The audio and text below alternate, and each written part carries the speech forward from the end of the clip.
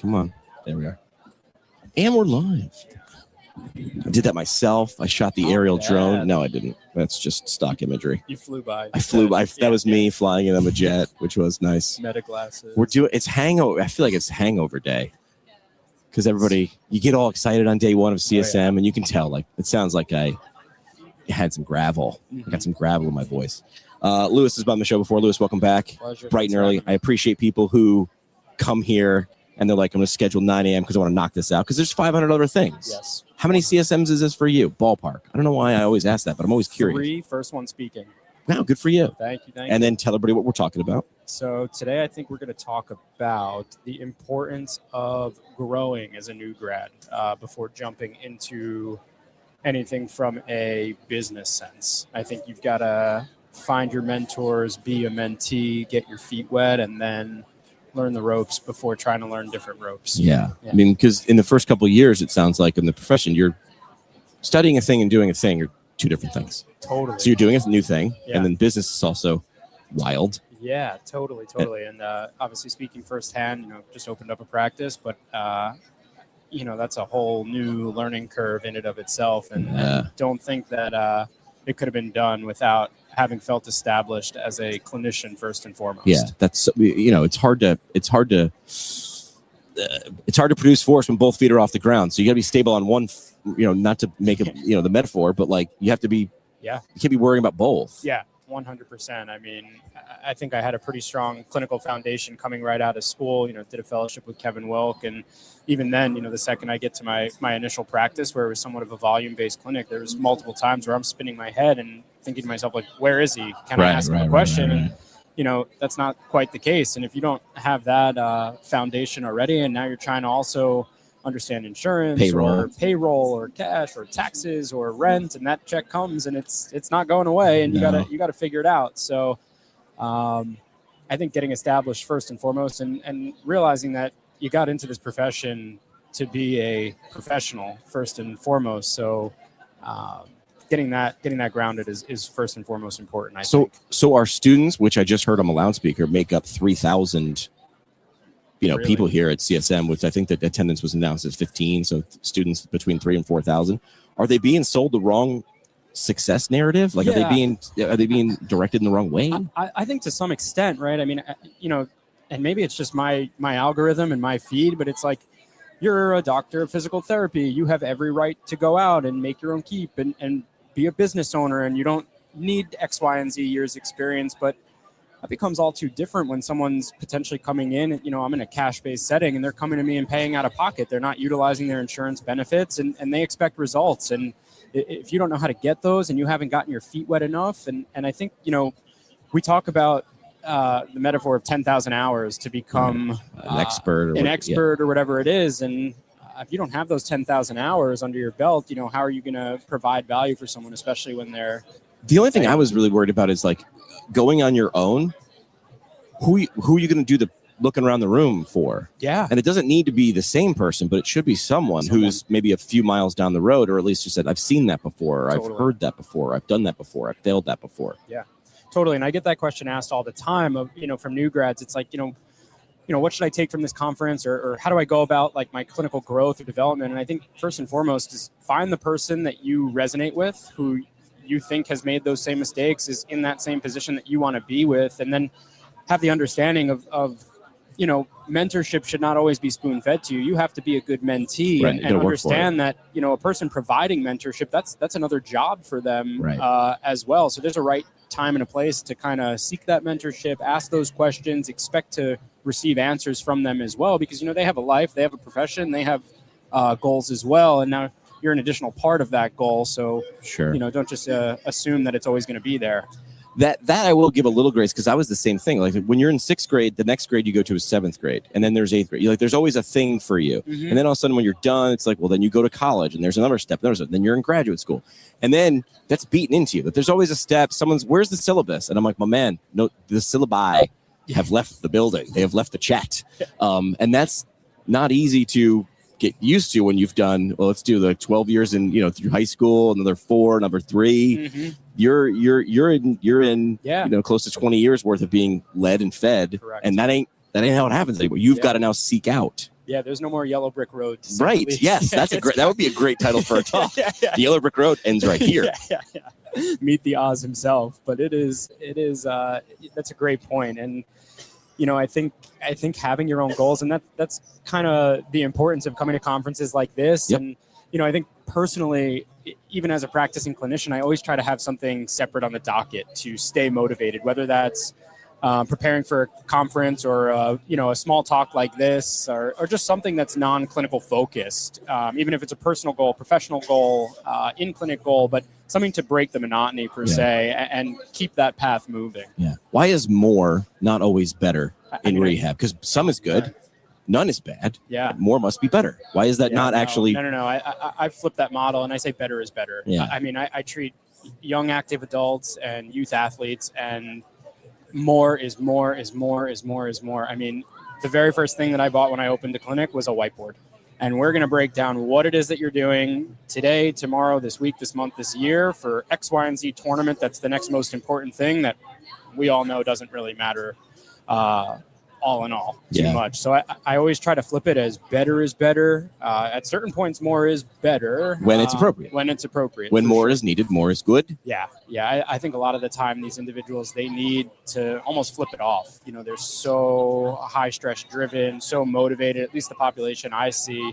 And half the conversation I'm having is let's tap into that parasympathetic. You need sleep, you need hydration, you need recovery, you need stress management. And then they want the next recovery modality per which se. you can find here. Oh yeah, because that'll fix me. And I think those are all a part of rehab. I think modalities get a knock to some extent, but they're a great adjunct. They can be extremely beneficial as an adjunct. Right. You can't avoid the basic principles and your loading and your your formula to get back with some return, but at the end of the day, recovery is sleep, hydration, nutrition, stress management. You brought up something I didn't know we were going to go in the direction. You're on Long Island. Yeah. I'm from New York, and now the time in 2026, youth sports is not these kids today. Was not me. I mean, the look on my parents' face if I said I'm going to go on a baseball tournament and it's 3 hours away, my parents would still be on the floor laughing. And now I got buddies who my buddy's kid is on a hockey team. I live in upstate New York. He's on a team in Boston. That's his home team. So Long Island is hockey, lacrosse, baseball. I mean, there's softball, everything. Yeah.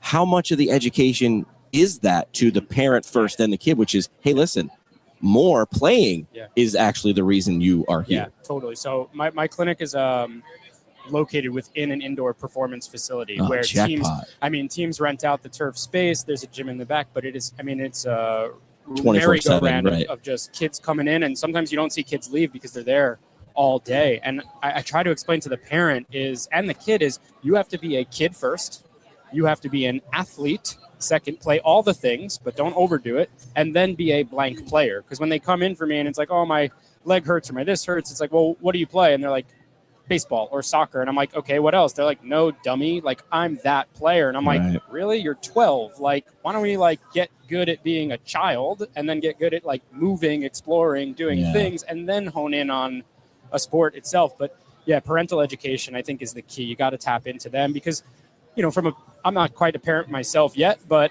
from a parent's perspective, they just want to do the best for their kid. Sure. And their friends are playing, and they want them good. involved, and they want to, see them succeed, but to an extent, there's got to be a line. But we know the funny part is, and I've actually read research, and I'll find the paper, which is research says that statement turns people's brain off. So when you're like, well, research says, people are just like you've just muted me for 28 seconds. But the research probably better than me. When you track Cy Young winners, Super Bowl quarterbacks, and you hey, what was your high school career? And they were like, oh, I played soccer and this and this and this. It's never, I was just a quarterback. Never. The best athletes I see are the ones that have done it all because they're an athlete. They've had movement exposure. They've had the ability to adapt and explore and do. And then they hone in on a specific skill because they have an overall skill set that is. Who's your talk for? Who are you excited when that person walks? Who are you hoping shows up and sits down? Here or in my clinic? In your clinic. Who are you excited for? Oh, I mean, I love treating the young active individual, whether that's an adult who's still trying to, play with their friends on the weekends or with their kids or whatever it may be, or the youth athlete. But my passion is in shoulder, elbow, knee. Yeah. Seasonally, it varies what I'm going to get the most of. ACL, UCL. I try to say I treat the CLs and then labrums as well. How funny is it that like 20 years ago, nobody knew it. Like the average person did not know what an ACL was. Yeah.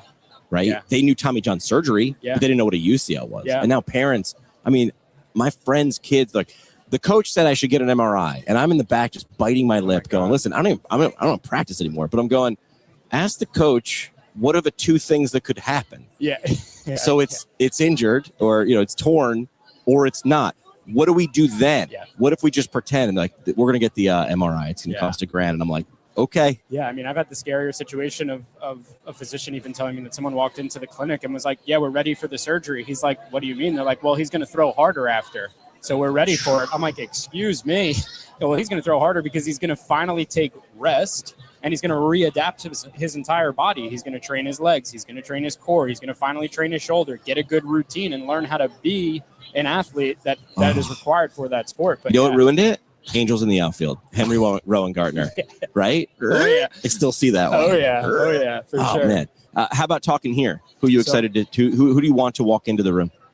Well, we had a great turnout yesterday. It was awesome. It was myself, Kevin Wilk, and then two fellows after me from ASMI, Zach Thomas, who's now with Stedman Hawkins and part-time with the PGA, and Morgan Ivey, who is currently serving as the rehab coordinator for the St. Louis Cardinals. So a lot of them with better credentials than I have. I'm just a simple PT from Long Island, but those three have the credentials beyond me. We spoke about the integration of neurocognitive or neuromuscular rehab as it pertains to the upper extremity athlete. So a lot of literature out there pertaining to the lower. We know that with ACLs, you kind of have to provide these external cues, this visual feedback to sort of override the individual system, but same thing's starting to happen at the shoulder. And we just tried to take a framework from a clinical commentary that we wrote last year, giving ideas on how to put those principles in from early phase through return to sport as it pertains to the knee, and then just try to, reintegrate that same framework as someone can do it for the upper extremity, both shoulder and elbow too, because it goes overlooked. One of the last things I'll ask. Yeah.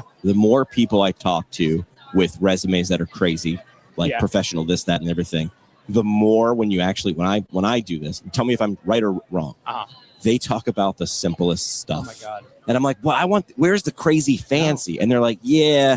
So I almost feel like they get, like, they're the guys testing the fancy though. Yeah. Like the fancy comes out and they go, we're going to put it in the NFL. And they're like, okay, cool. But where's the basics? Yeah. I think, and social media does a disservice. I think, if I put out what I do day to day in the clinic, I would have zero following, because it's fancy. It's simple hands-on range of motion. It's simple manual resistance exercise. It's your basic building blocks. And then at the end, if we have some time, we'll have some fun. We'll make it interactive. That way my patient stays engaged and keeps coming back to me for sure. And half the time it's them wanting to do those fancy, fun things. Sure. But I say boring, basic, better first, then more. Spoonful of sugar, right? Yeah, like, hey man, when do we get to the cool? The sprinkles I was top, a PEDS right? PT.